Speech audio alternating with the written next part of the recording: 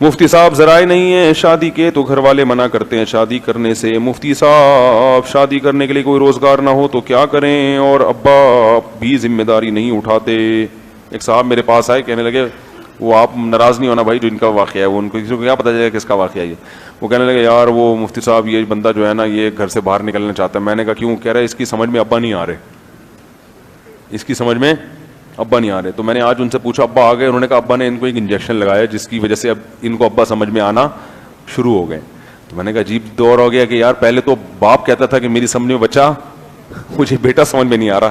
اب بچوں کو, یہ قیامت کی علامت ہے یا نہیں؟ بچوں کو ابا سمجھ میں نہیں آ رہے. یعنی بچے چاہ رہے ہیں ابا کس کے حساب سے چلیں؟ ہمارے حساب سے چلیں. تو بھائی شادی سے منع کرتے ہیں, آپ کر لیں. باقی وسائل نہیں ہے تو آپ کو کوئی رشتہ ہی نہیں دے گا تو کیسے کریں گے؟ اگر رشتہ مل رہا ہے تو آپ کریں, رشتہ نہیں مل رہا تو بھائی شادی صرف آپ کے کہنے سے نہیں ہو جاتی. لڑکی والے وسائل دیکھتے ہیں اور ان کا حق بھی بنتا ہے کہ وہ وسائل دیکھیں. تو ہم آپ کو ترغیب دیتے ہیں آپ ٹرائی کرتے رہیں, لڑکی والوں کو ترغیب دیتے ہیں کہ آپ جلد بازی نہ کریں, بندے کو دیکھ کے دیں. تو دونوں اپنا کام اور اپنی ذمہ داری پوری کریں. سمجھ رہے ہیں؟ پھر قرآن نے کہا ہے کہ جن کو رشتہ نہیں مل رہا, استطاعت نہیں ہے, تو ایک دوسرا آپشن بیان کیا کہ وہ عفت اور پاک دامنی سے زندگی گزاریں, برائیوں میں پڑنے کی کوشش نہ کریں. ان قریب اللہ ان کے لیے انتظام کر دے گا. مفتی صاحب یونیورسٹیوں میں لڑکیوں میں پڑھتے ہیں تو رغبت پیدا ہوتی ہے تو ابا کو شادی کا بولو تو منع کرتے ہیں, دوستی لگانے سے بھی منع کرتے ہیں. ابا سے شادی کی اجازت لینا ضروری نہیں ہے, یہ بہت اچھی طرح سمجھ لو. ابا کو صرف یہ حق حاصل ہے کہ وہ بولیں بیٹا تو شادی تو کر رہا ہے لیکن میری مرضی سے کر لے تو مجھے زیادہ خوشی ہوگی. تو بیٹے کو بھی چاہیے کہ جہاں ابا کہہ رہے ہیں وہاں کر لے, یہ زیادہ اچھی بات. لیکن ابا یہ کہیں کہ تو نے ابھی شادی کرنی ہی نہیں ہے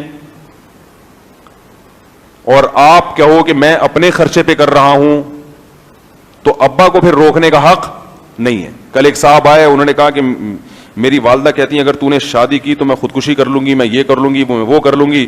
میں نے کہا آپ شادی کر لو, ماں کو آپ سے شادی سے روکنے کا حق بالکل بھی نہیں ہے.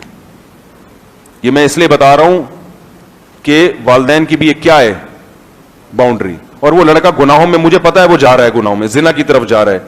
میں نے کہا آپ کی والدہ نے آپ کو شادی سے روکا اور آپ سے اگر گناہ ہو گیا نا تو قیامت کے دن یہ عذر نہیں چلے گا اللہ کے سامنے کہ میری امی نے منع کیا تھا. اللہ کہے گا جب میں خدا ہوں, ماں کی نعمت کس نے دی ہے؟ اللہ نے دیا نا. تو آپ کی ماں کو بھی اللہ نے پیدا کیا, آپ کو بھی اللہ نے پیدا کیا. یہی تو شرک ہے کہ اللہ کے مقابلے میں کوئی نہیں ہے بھائی. یہ والدین کو بھی سمجھ لینا چاہیے کہ ہمارا بہت بڑا حق ہے مگر اللہ سے کم ہے. تو نکاح کے معاملے میں اس میں تو والدین کی اطاعت کی جائے گی کہ کہاں کرنی ہے شادی. اس میں تو ہم مشورہ یہی دیتے ہیں, آپ کی میں کم عقل ہے, ماں باپ زیادہ اچھا جانتے ہیں, ان کو فالو کرو. لیکن کرنی ہی نہیں ہے یہ والدین کو رائٹ نہیں. آپ اگر اپنے خرچے ابا سے پیسے مانگ رہے ہو تو حق ہے اس کو روکنے کا. بیٹا میرے ذمہ تھا تمہیں پال پوس کے جوان کر دینا, کھلا دینا, تمہاری شادی کا خرچہ میرے ذمہ نہیں ہے, یہ کہہ سکتا ہے ابا. لیکن بیٹا اپنی تنخواہ پہ کر رہا ہے, پھر باپ کو بھی روکنے کا حق نہیں, ماں کو بھی نہیں, بھائی کو بھی نہیں, بہن کو بھی نہیں, پڑوسیوں کو بھی نہیں, امام صاحب کو بھی نہیں, کسی کو بھی نہیں ہے. بلکہ ترغیب ہے شریعت کی کہ کر لو. تو میں ایسے نوجوانوں کو کہتا ہوں کہ اس سے پہلے کہ زنا میں پڑھو, برائی میں پڑھو, گناہوں میں پڑھو, کر لو. ابا اماں کو سمجھاؤ, مناؤ, مان جائیں ٹھیک ہے, نہیں تو کر کے بتا دو ابا ہو گئی ہے, آپ میرے ابی ابا ہیں, میں آپ کے ساتھ اچھی طرح سے بات کروں گا, بہو کو گھر میں رکھ لیں ٹھیک ہے, نہیں تیار ہوتے میں الگ گھر لے کے رکھ رہا ہوں. یہ کرنا پڑے گا آپ کو, سمجھ رہے ہیں؟ اتنا کانفیڈینس پیدا کرنا پڑے گا. کچھ نہیں ہوتا, کوئی طوفان نہیں آ جاتا. آپ نکاح کرو, میں پوری ذمہ داری کے ساتھ کہہ رہا ہوں آپ کو. اس کا ذمہ دار کون ہے قیامت کے دن کا؟ کہ میں ذمہ دار ہوں انشاءاللہ. اور ہمت کر کے کرو, یہ ماں باپ نہیں کرنے دیں گے بھائی. ماں باپ کو آخرت کا خوف نہیں ہے, وہ نہیں جانتے شریعت. وہ یہی ہے, بڑی والی بیٹھی ہوئی ہے تو بڑا بھائی بیٹھا ہوا ہے تو 3 بھائی اوپر بیٹھے ہیں, ان کو کس نے کہا بیٹھنے کو بھائی, وہ کھڑے ہو جائیں. ابھی تیرے 3 بڑے بھائی بیٹھے ہوئے, تجھے شرم نہیں آتی؟ ان سے بولو اماں مجھے اکیلے گھومتے ہوئے شرم آتی ہے, مجھے جو ہے نا یونیورسٹیوں کا ماحول کیسا ماحول ہے, کیا حالات ہیں, اس میں اپنے آپ کو گناہوں میں دھکیل رہے ہو. ایک دفعہ زنا میں پڑ گئے پھر اس دلدل سے نکلتا نہیں ہے انسان. ماں باپ کو تو پتہ ہی نہیں ہے, وہ تو ہمیں پتہ ہے والدین کی اولادوں کے حالات کیا چل رہے ہیں. اگر ان کے ماں باپ کو بتا دے وہ تو ٹینشن سے مر جائیں کہ ہمارے بچوں کی حرکتیں کیا ہیں. تو ان کو پتہ ہی نہیں ہے, پرانے ہو گئے بیچارے, اللہ ان کو اور عمریں لمبی عطا فرمائے. وہ اپنے زمانے کے لحاظ سے دیکھ رہے ہیں کہ وہ جب ہمارے ہم کو تو ابا پہلے کیا ہوتا تھا, ابا بیٹے سے کہتے تھے بیٹا شادی کر لو, بیٹا 6 مہینے تک شرماتا رہتا تھا. وہ ابا اپنے حساب سے نا وہ یہ سمجھ رہے ہیں کہ جیسے میرے ابا نے مجھے شادی کا کہا تھا تو مجھے ایک دم شوق لگا تھا, یہ کیا ہو گیا, اور پھر وہ شرماتا رہا تھا میں 6 مہینے. اب ایڈوانس ہو گیا حساب کتاب, ٹھیک ہے نا, اب وہ دور نہیں ہے. ویسے بھی شریعت کی ترغیب ہے, جب اللہ اس کے رسول نے ترغیب دے دی تو ختم. تو وہ اب نہیں, اپنے آپ کو گناہوں میں مت دھکیلو, برائیوں میں مت پڑو. ایک دفعہ پڑ گئے بڑی مصیبت ہے. اس دلدل سے چرس اور ہیروئن کا نشہ, اسے چھوڑنا آسان ہے, لیکن کسی کو یہ ان حرام کاریوں کا نشہ لگ جائے نا, اس دلدل سے نکلنا ناممکن نہیں ہے, لیکن مشکل بہت ہے. تو اس لیے اپنے آپ کو بچاؤ اور ہمت کرو, ہمت. اور لڑکیوں کو دیکھا نہیں کرو یونیورسٹی میں جا کے پڑھنے کے لیے, تمہارے باپ نے تمہیں وہاں بھیجا ہے, لڑکیاں دیکھنے کے لیے بھیجا. وہاں نظر نیچی کر کے پڑھا کرو اور پتلی گلی سے نکل آؤ. دیکھنے میں سوائے ٹینشن کے کچھ بھی حاصل, گناہ میں پڑ گئے تو ایک عذاب ساری زندگی کا, اور نہیں پڑے تو ویسے ہی دماغ کیا ہوگا, خراب. تو بہتر نہیں ہے کہ جاؤ تمیز سے منہ نیچے کر کے, اور دل میں یہ جذبہ رکھو, منہ نیچے کر کے نہ پڑھتے رہو بس وہاں بیٹھ. دل میں جذبہ رکھو کہ یار یہ سارے لڑکے تو جھانکا تاکی میں لگے ہوئے ہیں, یہ کیا ہے.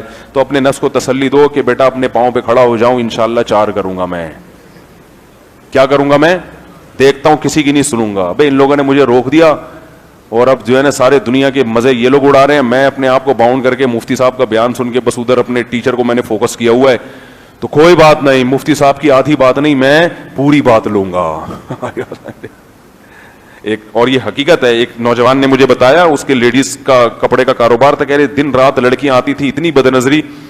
تو کہہ رہے آپ کا بیان سنا کہ بھائی شادیاں کرو, تو کہہ رہے اس کے بعد سے بد نظری الحمدللہ چھوٹ گئی. میں نے کہا کوئی بات نہیں, خود کہنے لگا. کہہ رہے میں نے کہا اب میں دیکھوں گا نہیں, اب میں کیا کروں گا, جو پسند آئے گی نکاح کروں گا. اس نے کی شادی.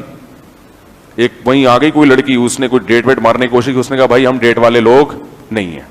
لڑکا بڑا ہینڈسم تھا, اسمارٹ تھا.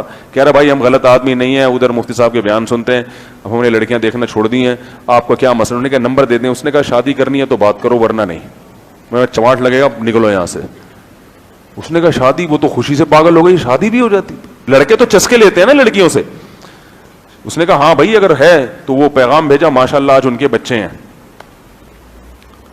ورنہ یہی ہوگا دل کے ارما آنسو میں بہ گئے, ان کے بچے ہم کو ماموں کہہ گئے.